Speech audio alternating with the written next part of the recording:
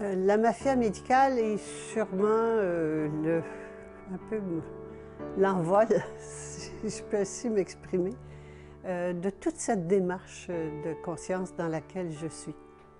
C'est un livre que j'ai écrit, qui a été lancé en 1994, alors que j'avais 25 ans de pratique de médecine derrière moi.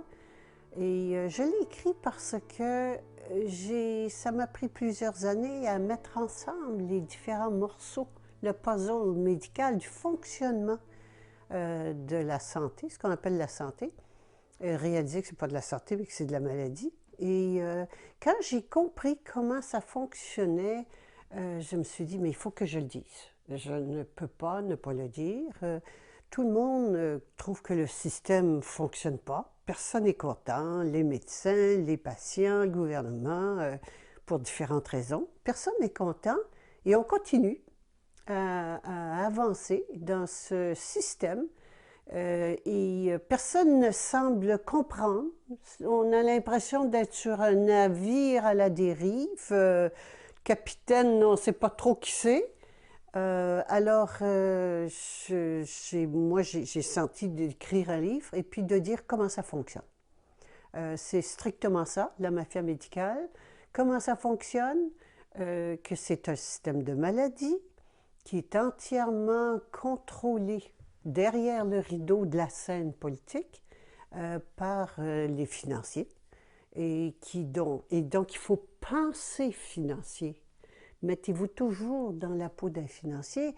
Un financier, il faut qu'il fasse de l'argent. C'est sa fonction. Et tout ça, c'est des pièces de théâtre. Il faut bien réaliser qu'on est dans une pièce de théâtre monumentale et qu'un financier, c'est fait pour faire de l'argent. Donc, est-ce que vous pensez que des gens en bonne santé, c'est payant? Non. Alors, il faut donc que les gens soient malades. S'ils sont malades, qu'on les rende plus malades, et s'ils ne sont pas encore malades, qu'on les rende malades. Et ça, c'est le système de santé. Les médecins ne le savent pas. Les patients ne savent pas. Personne ne s'en rend compte. Mais c'est comme cela que ça fonctionne. Si vous allez un petit peu creuser, vous allez trouver, entre autres ici au Québec, c'est très intéressant, le système de santé depuis le début de l'assurance maladie est contrôlé par une seule personne qui s'appelle Claude Castonguay. Claude Castonguay, qui est-il? Un banquier et un assureur.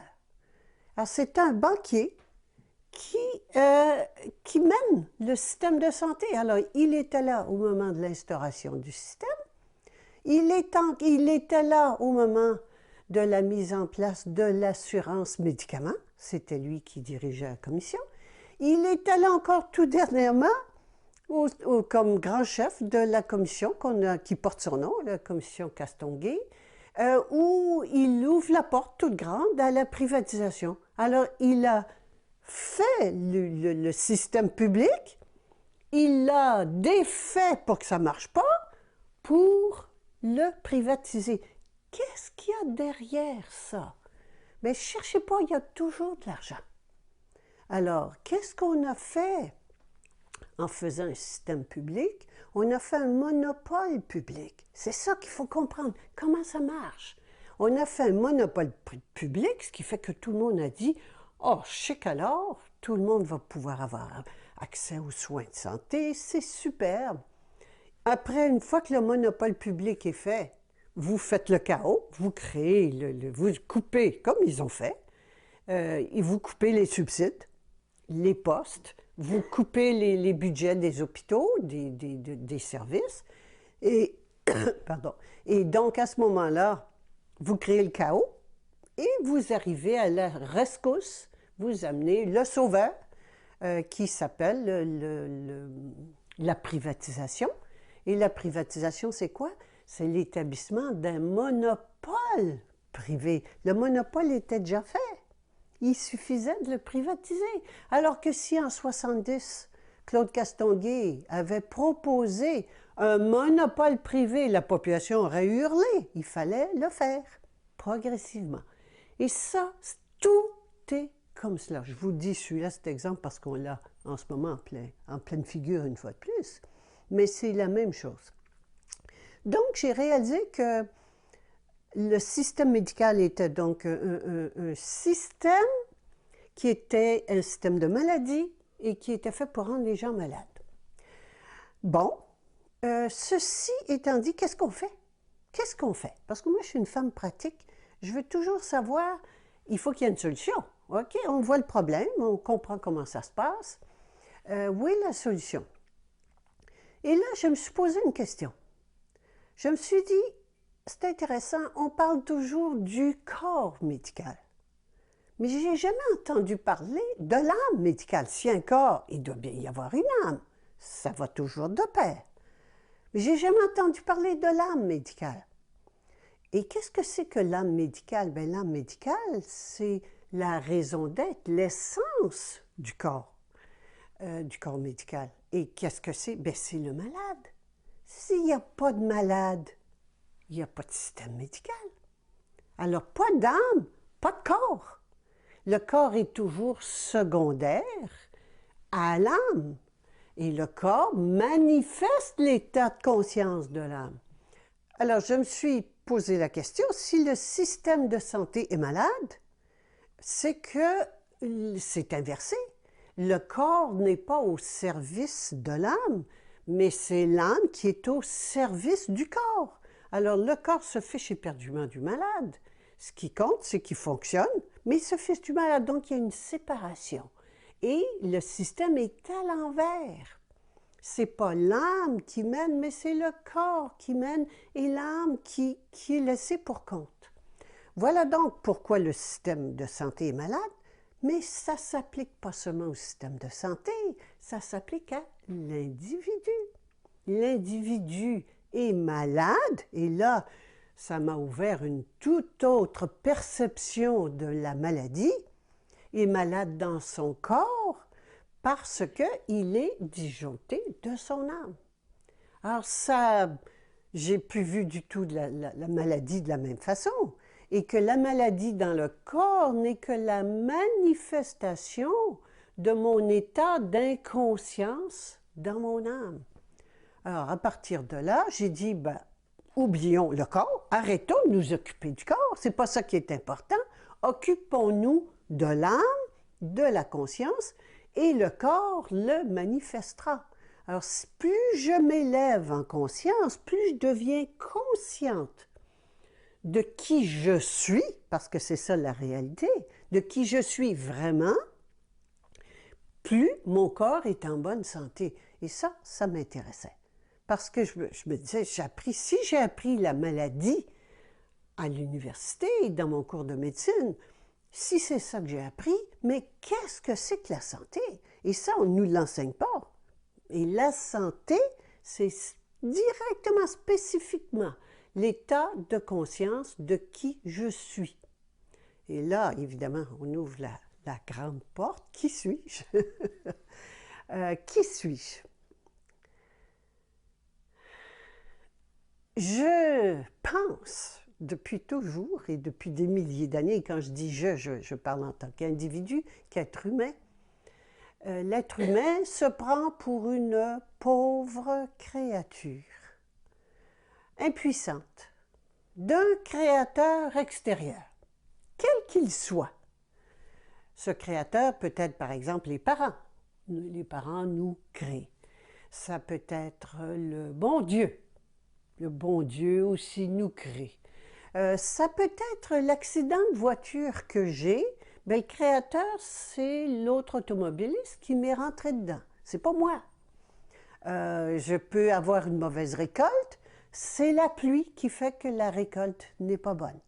Ou les insectes. Ou le manque de soleil. Voyez-vous, c'est toujours à l'extérieur. Et moi, parce que moi, je ne suis qu'une pauvre créature de facteurs, de créateurs extérieurs.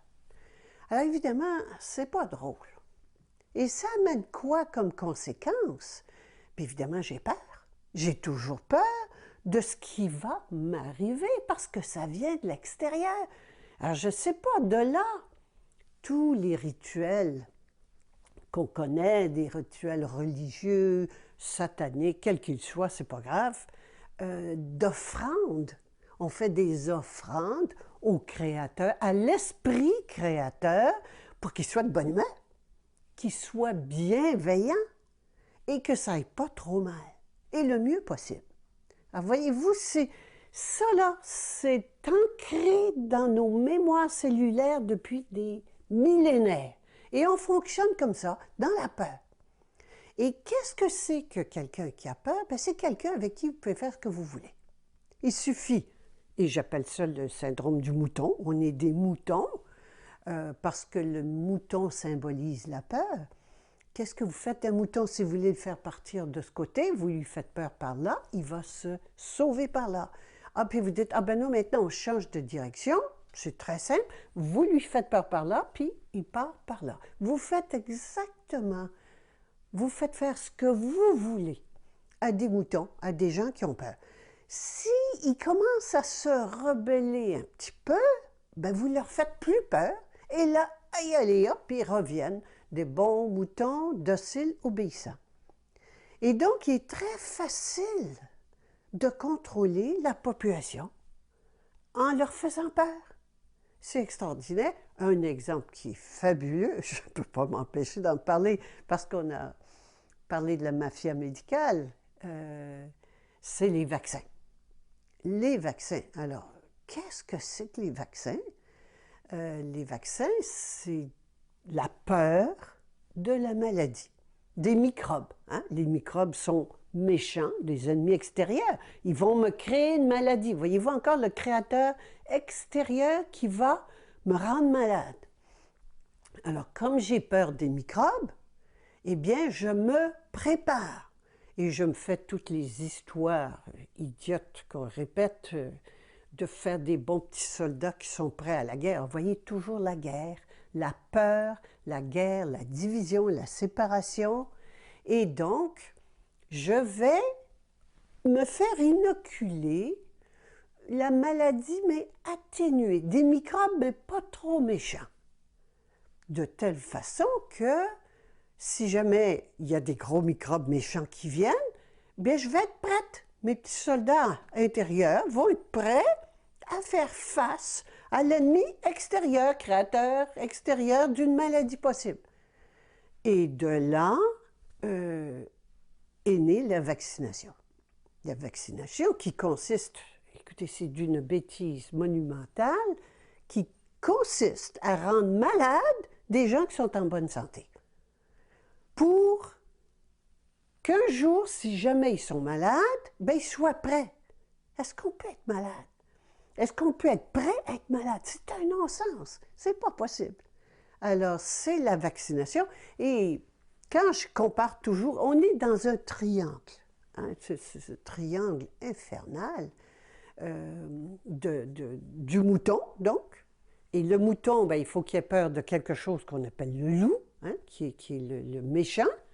Et puis, il y a le bon pasteur qui le sauve, le berger, qui vient protéger puis sauver le mouton. Alors voilà le triangle dans lequel on tourne tout le temps. Et fait intéressant, les vaccins ont été inventés par un dénommé Pasteur. Par hasard.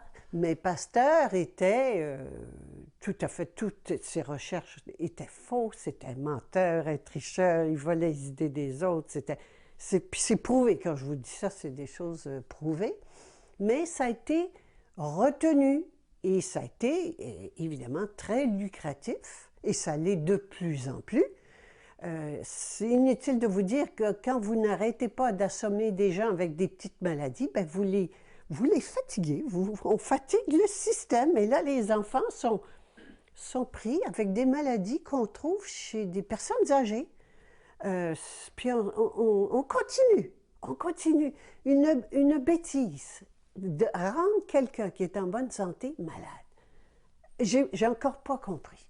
Alors ça, c'est un des exemples que je donne, et ça a été le grand reproche, le grand scandale de la mafia médicale, que je parle de ce que j'ose lever le drap sur la vaccination. Alors la vaccination, comme on en dit quelques mots, vous oui, c'est très, très, très lucratif, mais c'est bien au-delà de cela. Et c'est pour ça que c'est une vache sacrée à laquelle il ne faut pas toucher. Ça permet des génocides ciblés. Vous pouvez très bien détruire des populations de façon ciblée avec la vaccination. Vous pouvez créer des maladies de toute une population d'un pays par la vaccination. Alors, vous pouvez, également, c'est une arme biologique fantastique. Alors, c'est bien au-delà de seulement l'aspect financier, bien que celui-ci soit très, très important. Toute cette démarche m'a amené à réaliser que c'est l'âme qui mène et que le corps suit. Le corps est une illusion, est une manifestation de l'état de conscience de l'âme. Je m'explique. L'exemple que je donne souvent, c'est les arbres debout qui se reflètent dans l'eau. Alors, on voit très souvent les deux images qui sont aussi claires l'une que l'autre, à un point tel qu'on a l'impression que les arbres dans l'eau sont vrais. Mais ils ne sont pas vrais. Eh bien, c'est la même chose. Les arbres dans l'eau, c'est l'équivalent du corps. C'est la manifestation que je vois, que je peux entendre, que je peux toucher, que je peux mesurer. Mais ça n'est pas vrai. La seule réalité, et c'est ça qu'il y a d'important, la seule réalité, c'est l'être. C'est les arbres debout, c'est-à-dire les vrais arbres, c'est l'être.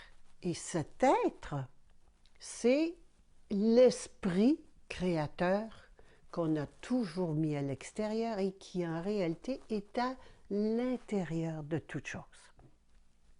Cette séparation de l'être et de l'avoir, de l'âme et du corps, c'est cette séparation qui amène la division et le conflit de l'humanité.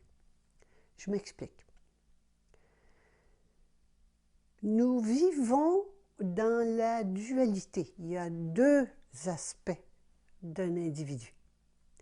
Il y a l'aspect qui ne se voit pas, qui est l'être, qui est intérieur, qui est invisible, qu'on appelle l'esprit créateur.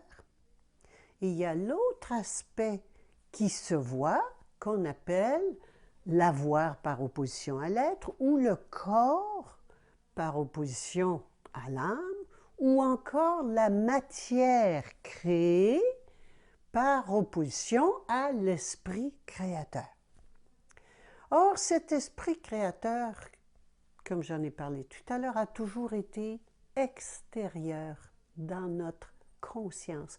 On a toujours pensé qu'il était à l'extérieur, et la réalité, c'est qu'il n'est pas à l'extérieur, mais il est inhérent, c'est-à-dire à l'intérieur de toute chose, de tout objet, de toute personne, de tout animal. Il est à l'intérieur de tout. Et donc, la conscience de la réalité, l'éveil de conscience à la réalité, c'est de prendre conscience, de réaliser que je suis l'esprit créateur, qui n'est pas à l'extérieur de moi, mais qu'il est à l'intérieur de moi. Et de là, je comprends le mot individualité.